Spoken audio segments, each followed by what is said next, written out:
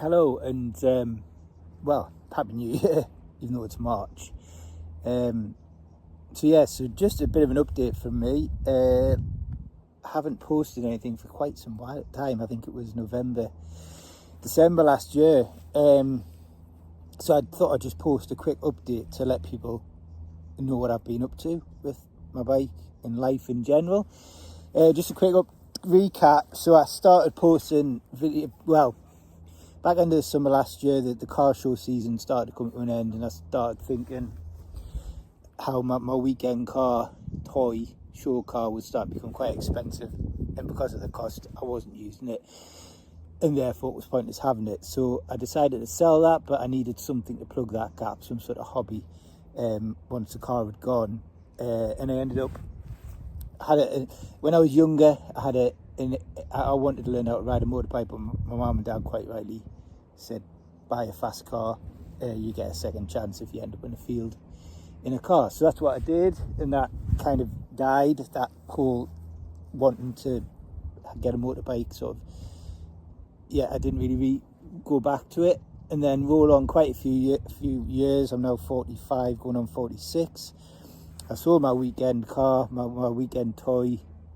The tax was getting too much. I wasn't using it, because every time you just went around the doors it was costing a fortune in fuel, and then as it was getting older it was costing more to maintain. So it was just becoming more of a financial stress and enjoyment. So I thought, right, sell that, what can I plug the gap with?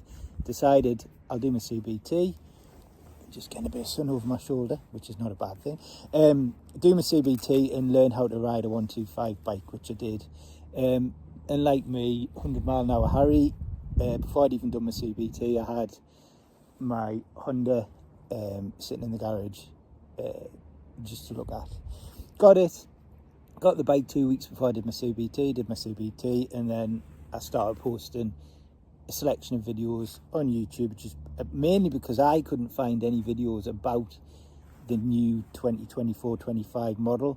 So I thought it would be handy if I posted bits and pieces about the bike for other people who are potentially looking to buy it. And I seem to get quite a few hits and quite a few people watch the videos, so I continued on just kind of talking about my journeys and what I've been doing with the bike and whatnot, and kind of that's where I got to it.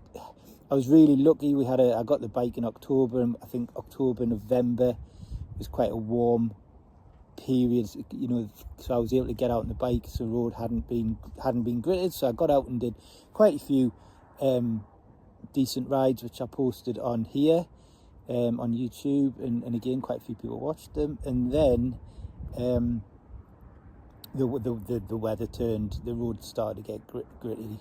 The roads were gritted, and it just wasn't. I've purposely not set myself. I never intended to ride when it's cold. I haven't bought the kit. I haven't invested in that sort of kit.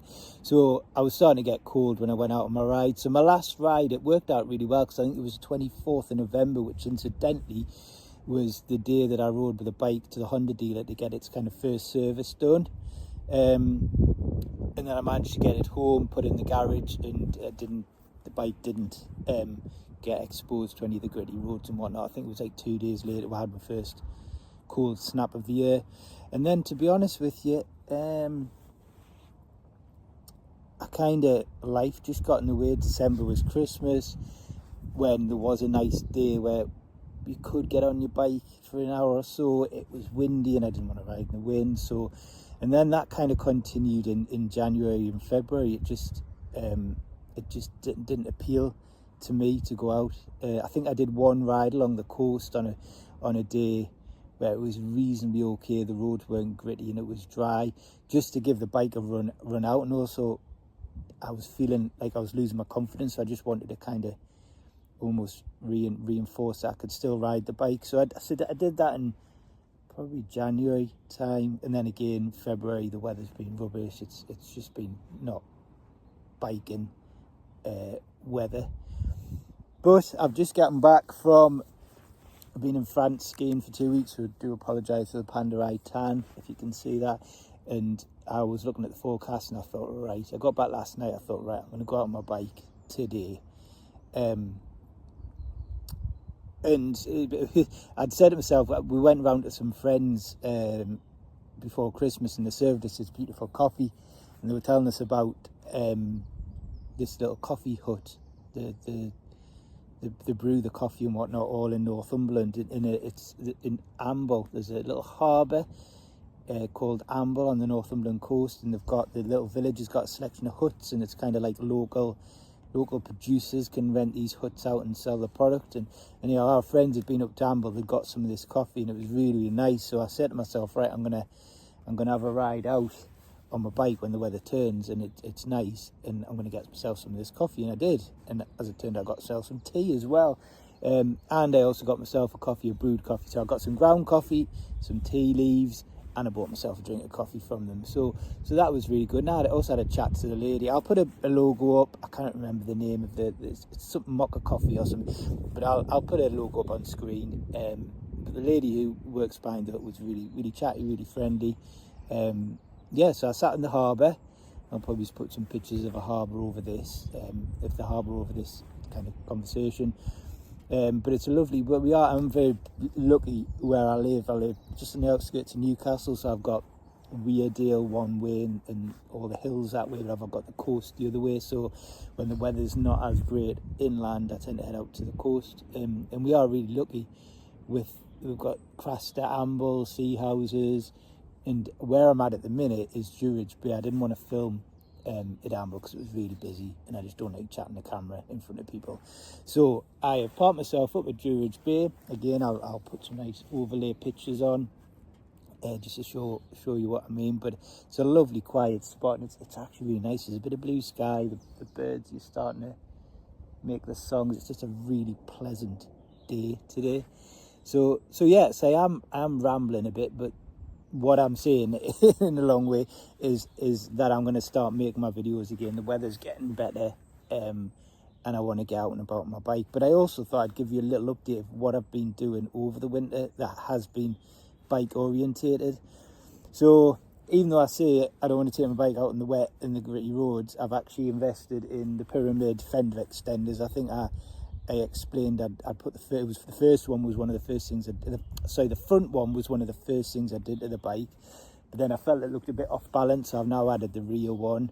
And again, as the weather was getting cold, I was getting battered by the wind, the really cold wind, and I'd saw these kind of wind shields you can get. Now unfortunately Pyramid, I think, who do the good looking one, they haven't developed the one for the new Honda CB125R, the 24-25 generation, because the way the screen it bolts into the windscreen bolts into the display screen fixtures, and because the display screen on the newer bike's different, the kind of 2018 to 23 screen doesn't fit on the 24-25 mountains.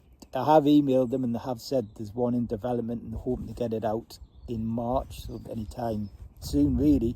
But so for the time being, I've put a universal one on. It's not brilliant, but it doesn't look brilliant. Sorry, it's got like the rods and the different angles, and it was a bit of a pain and a bit of a chew on to fit it and to get the screen looking right. The arms are at a different angle, and it just doesn't work with my yin and yang, my OCD, but it's all that I could get for the time being, and it's doing a great job. And it's also the top end speed of 125. It is more comfortable. It's sort of 60-70 mile an hour speed. You're not getting hit by the wind as hard, and it's also not as cold on your chest, so it is doing its job. I do like it. I like the idea of it. I just don't like the way it's fitted at the minute. So I think I'll wait and see what the prices are for the Pyramid one when that comes out. And I'll probably end up getting that and maybe selling this universal one on eBay or Marketplace or something. Because I know once I know that you can get a proper fitting one, then I'll want that. So the other thing I found is, as it was getting colder, I kind of had the car's got a thermometer, so I know the outside temperature I'm travelling in, so I can kind of adapt my driving to that. And I just feel like it would have been it's a shame that the bike hasn't got something on the screen just telling you the outside temperature. So I had a quick look on Amazon. There were all these daft like thermometers and car thermometers and this, that and the other, and I ended up coming across a fish tank one. Again, I'll show you. It's quite subtle, and the idea is you put it on the side of a fish tank and it gives you the temperature of the glass and the water.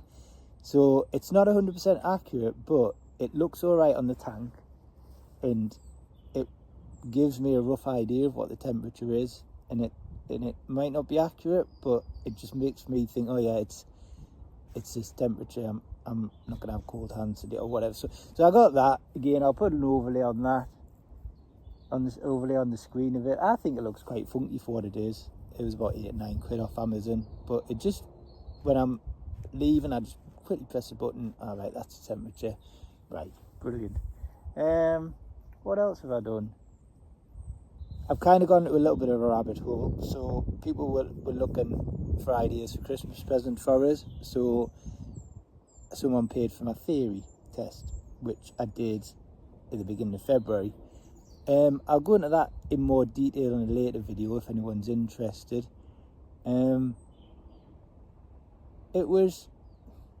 I did some training, I did some of the practice sessions and whatnot. There was a couple of questions I got wrong, but I don't think if I had trained, if I had done any other practice tests, I don't think it would have made any difference. So like, for example, what's the legal limit of a motorbike tyre in the UK? So before it needs to be changed, I should probably know that. But at the same time, I just keep an eye on the little markers and the grips. So, and there was other bits about the difference between a zebra crossing and a peloton crossing. Yes, I should have probably known that, but I'm not beating myself up over it. And the hazard perception part of it, I passed my test, so basically I passed it. I didn't 100%, I got a few of the answers wrong, but I'm not beating myself up over it, because the ones that I did get wrong are like, yeah, I don't think many people would know the answers to that, as much revision as you did. Hazard perception was interesting. That was the one that I was more worried about, because I wasn't sure, where you click the mouse and this, that and the other. But it's just, as soon as you see the hazard, you click, and it doesn't matter where you click on the screen, it's just a click. That's what it picks up. There was some YouTube videos were suggesting the 3-click method. So when you saw it, click, but just in case you click too early, take the window that it's accepting the clicks, click again, and then click again. So the idea is that you've got 5 to 1 in points you get, but if you click too early and you think you've hit it, you could get 0. So it's always best to click again and then click again. At least you're getting something. But again, I enjoyed it. It was the one I was worried about, but it's also, I'm quite hypersensitive. So I was, there was a lady walking down the street with a dog on its lead, and it's like, well, the dog could run and the lead could go across the road, and that could be a hazard, but that wasn't the hazard. But I think you can get up to 14 clicks before you get a feel for clicking too much. So I passed that, and then that got me down a little bit of a rabbit hole, because I thought, well, I'm going to go back on my bike insurance, because I'm paying £730 for my bike insurance a year, which I think I went into the whole buying the bike a bit naive. I was expecting to be like a couple £100. But rightly so, it's my first year, I'm on a CBT licence, I've got no experience, so yeah, I should have to pay a premium. So once I passed my theory test, I thought, I wonder if I get a re-quote. So I went to my insurance company website, put all my details in, but then I added that I passed my theory and hazard perception, and I've got my CBT to see if it made any difference. But then what I did also do is I changed my licence to a full bike licence to see what the quote difference would be on this bike, and the insurance just about halved. And then I got to thinking, well, actually, why don't I invest, instead of next year spending a premium on insurance, why don't I invest that money that I would save by getting a full licence? There's a car going to come past. Why don't I invest the money that I would save on getting my full licence into getting my full licence, if that makes sense? So okay, this year my insurance could be 300 odd quid. If I've got a full licence, my full licence might cost, say, 700 quid to get. But isn't it worth spending that money you're saving on getting your licence? I know it would work out overall slightly more. So I started looking into that, and then I was like, oh, but then that would give us the opportunity to get a bigger bike if I had my full license. And then I started looking at 650B, 650B, that's a mountain bike, isn't it? Honda 650s. And then the insurance was pretty good on one of them, and I was and then I thought, actually, I've got to remember what I've got this bike for, and I don't want to slip into a hole where I'm paying more tax, more running, more servicing, and more expensive bike, and then end up with something that I don't use because it's costing us too much to use it, if that makes sense, which is what the problem is I had with my Mondo, my weekend car, which I originally got rid of. So, like I said, I've kind of pulled back a bit, and I'm going to see how I'm going this year financially. If I've got some savings in the bank, I might try and get my license, full license, before the end of the summer, and then when my license renews in October, my insurance renews in October, then I've got a full license. That's what I'm thinking at the minute, but that could change. As I say, it's just, and then I'm thinking, do I get like maybe a slightly faster bike that's not as expensive to run and insure, but it's got that little bit extra poke? Because like coming here on the dual carriageway, it's like the bike does 65, 70-ish at a push, but it's pushing it. Where I just think, could I get something a little bit quicker that maybe could do 70 comfortable, and then maybe a little bit more if you wanted to overtake. But then if you're going to do that, what's the point of getting like a 3? Can you see what I'm saying? So yeah, there's some people going to walk past now, so I'm just going to finish the video here, and then I'm going to recap what I'm planning to say, and then I'm going to continue once they've gone. They've got a dog as well, which is bound to come sniffing. Okay. Right, so I'm back again. I've just changed angles ever so slightly, so I'm trying to block the sun glare with my back, because it's starting to come around. So yeah, I think what I was saying is I've got myself into a bit of a rabbit one, where I've opened a tin of worms, where I don't know what to do long term with the bike. I do love this bike. It's brilliant. It does everything I need it to do. Like today, I just, I've just come back from an expensive 2-week skiing, but financially I was like, I'm off out on the bike today. I've been at Ramble. I was doing about 70 miles by the time I get home. Had a coffee, cleared my brain. I was trying to explain. It's funny, I came across we go away skiing every year, and skiing's the closest I can get to riding a bike mentally. When you're skiing, you're thinking about what you do.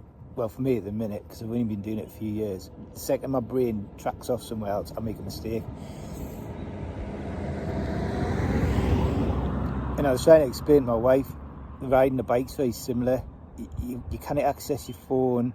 Well, you can if you want, but I don't access my phone. I don't have it connected to myself connected to anything. And you're just concentrating on the biking, because if you slip, your mind slips off. That's when you make mistakes or silly errors. So yeah, so I think my wife kind of gets that a little bit now after I was trying to the comparison. But going back to what I was saying, it does everything I need financially. It's perfect. It's cheap to run. Once the insurance is paid for, then the tax, it's cheap as chips to run. And as much as I was coming along here up the coastal route, and there's a couple of cars in front, and they were doing 60, and I was thinking, it'd be nice just to go and get past. But then that's when you start putting yourself out there to potentially make errors, and you're putting yourself in danger, where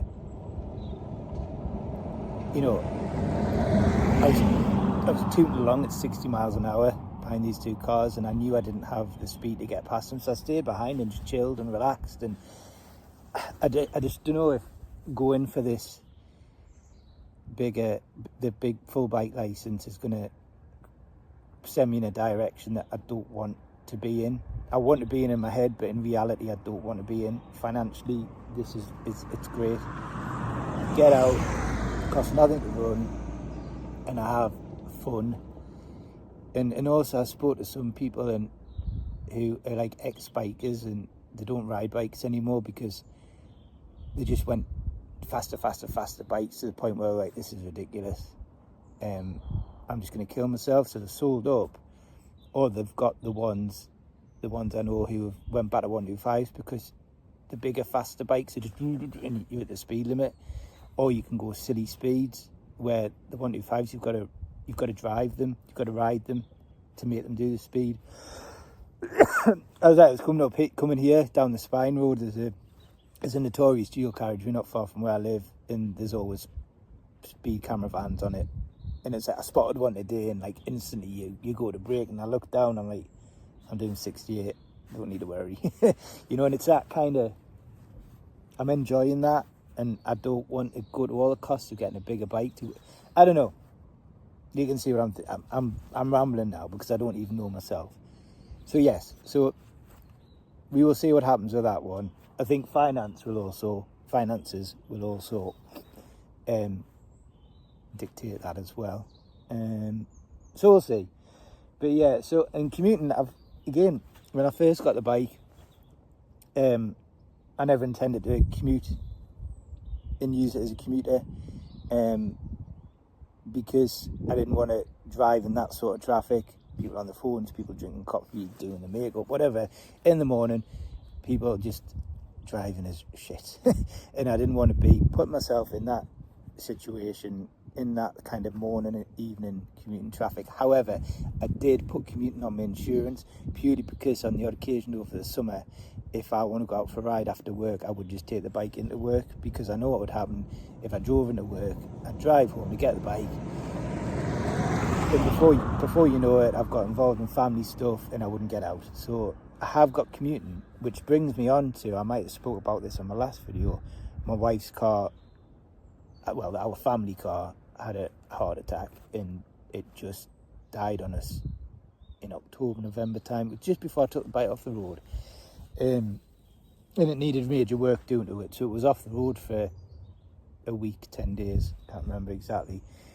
So my wife took my car. I've got like just a little runaround car, which I might feature on this channel from time to time, because it's a 23-year-old Vauxhall Astra Club poverty spec.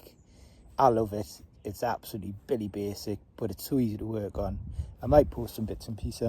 I plan to show it at the Modern Classic shows this year over the summer. But anyhow, so my wife took that car reluctantly, I must admit, because I do look after it, even though it's an old car. But she had it for that time, and I used the bike to commute to and from work, and it was really good, because within 2 or 3 miles from my home, I was in the bus lanes.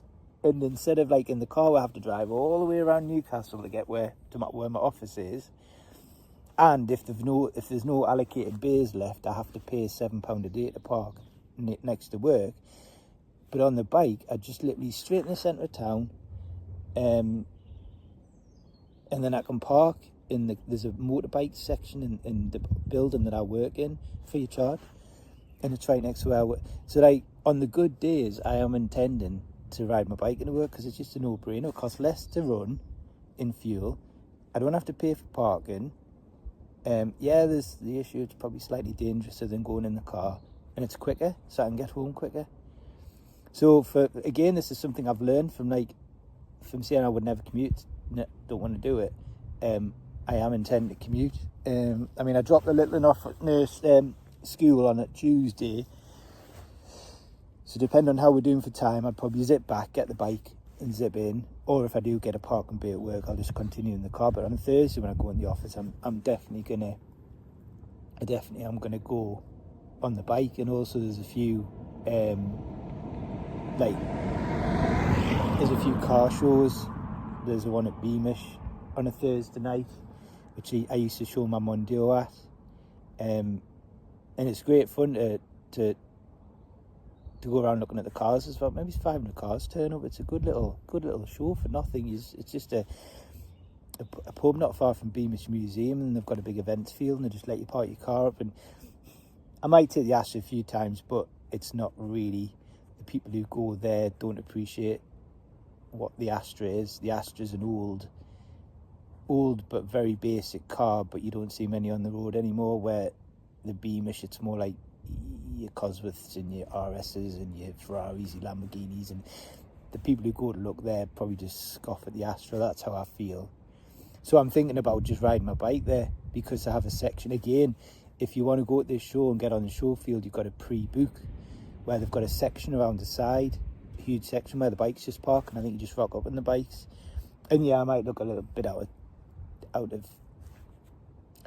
place with my little 125 where there's all the big bikes, but it is what it is. So yeah, so the commuting has come as a surprise. I'm going to use my bike for commuting, which I'd never intended to. And I'm just trying to think. That's pretty much commuting thing, the theory, my can of worms about my license. It's pretty much it. The accessories I've added. I'm going to do the 10, like everyone's done, the 10 things you hate about the bike and the 10 things you like about the bike.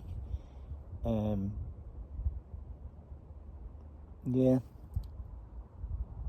Oh yes, the other thing I was going to discuss is the protection of the bike, the paintwork and the whatnot. I've done a few. I'm using Oxford.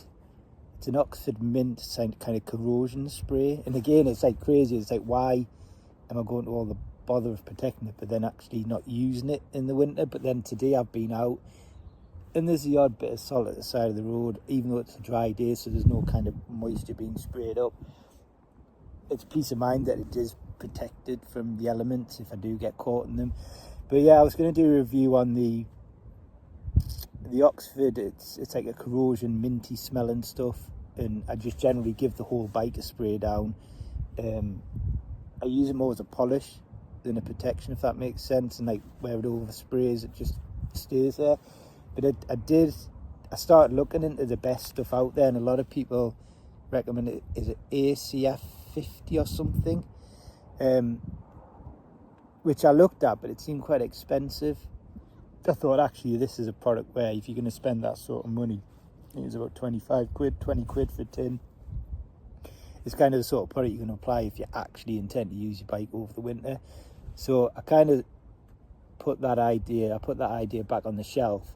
But then I was at the Rougheth car auto boot sale thing a few weeks ago, and there was a guy selling the genuine stuff in a tin. It was like 16 quid, and I thought, oh, that's just falling into the bracket where I can justify spending the money to try it out.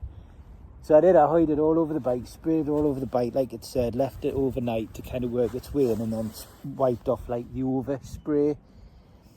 And then, Jesus Christ, the next time I started the bike and I shit myself, there was smoke, and it was as the bike was getting warmer and hotter, it was burning all the excess off. But I'd just turned the bike over just to kind of get it warmed up. I think it was when I was taking it for a run in January. And I was like, bloody hell, I thought the garage was on fire. There was just this smell and this smoke coming from it. And all it was is it was burning the excess product off on the exhaust and whatnot. Maybe I should have took a bit more care and not sprayed them parts, but my understanding was you just put it everywhere and you wipe the excess off. But anyhow, after about 5 minutes it burned itself off, and it's been fine since, you know. So I would just kind of bear that in mind if you're ever using that, but I might do a review on that as well at some point, of how I applied it. Well, maybe I'm not the best person to demonstrate that, but we'll see. But yeah, I think that's all I've done. I'm using, the other thing I'd like to know is, does anyone use apps? I mean, I like to kind of make a note of how many. I like an app to, a bit like Strava. When I used to go out on my bike or run, I used to like to know what I've covered.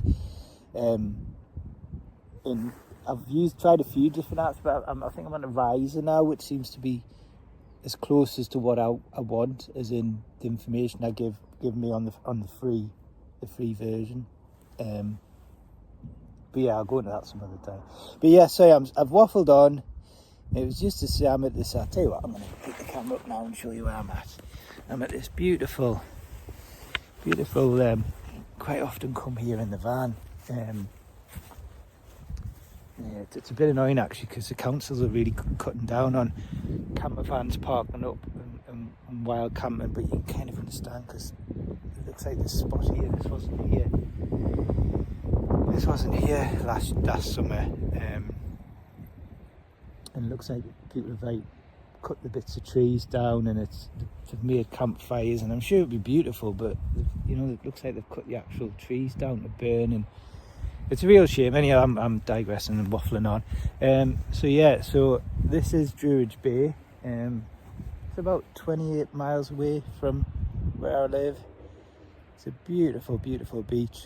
Quite often I used to ride down here, ride along the beach on my bike. I've also done a bike race when I was a bit fitter on this beach as well. It's like when the tide goes out, it's really hard packed. And you can see in the distance is that's like, let's have a look, where am I? Blythe, that's how to see, it's that way. Blythe and that area, and Amble is the next kind of bay in that I've just been here to get my coffee. And there's a bike, so yeah. So I am going to get packed up now, and I'm going to head home because I've got to go and get the little one from school in a few hours time. But yeah, so sorry it's been a while since I posted anything, and thank you to the member who messaged us the other day saying hoping I was all right, because I can understand. Thank you to the member, thank you to the subscriber who messages here if I was okay, because back in October, November I was super keen, and then I just fell off the edge of the cliff. I didn't post anything, so yeah, so it's nice. It was reassuring to know that someone's actually watching my videos and curious why I didn't post anymore. But yeah, I was literally getting on the flight at Geneva to get us home, and I got that message through, and I thought, yeah, that's just giving us a bit of inspiration to get my arse out and start my videos again. So yeah, so thanks for that. But yeah, I'm going to pack up. I'm hopefully going to start doing these kind of weekly vlogs when I go out on a Monday when the weather gets better, and when the clocks change and the evenings are a bit longer. I'm probably going to go out and do, because we've got a little in, so I've got to be careful. My wife has a Wednesday, and I think I have a Thursday night after work where we do our own thing. But yeah, so I'm gonna head off now, and again, thanks for watching. And as always, I think I said last year, if there's anything you want to hear about the bike, or you want me to kind of anything local to Newcastle that you've heard of,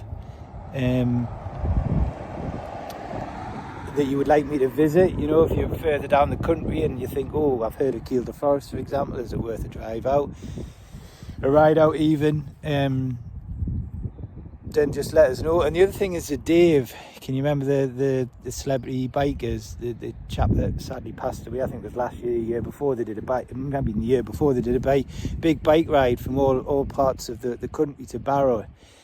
I'm fancying doing that, but then I've not ridden in a group before, so I've kind of not put my name down for it yet, because I wouldn't want to do something as big as that as my first kind of ride with other people. But then I think it'd be a good laugh, and it's not too far from where I live. But anyhow, that's a whole new thing. Right, anyhow, I'm going to get going. Catch you later, and thank you for watching. And if you want to get my updates, just click on the subscribe or whatever, and you'll get information when I do upload new stuff. Thanks, bye bye.